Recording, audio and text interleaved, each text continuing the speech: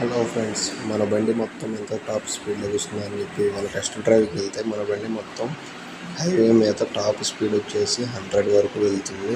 ఇది glamour 2018 model bike. ఇది ఈ బైక్ ఒక టాప్ స్పీడ్.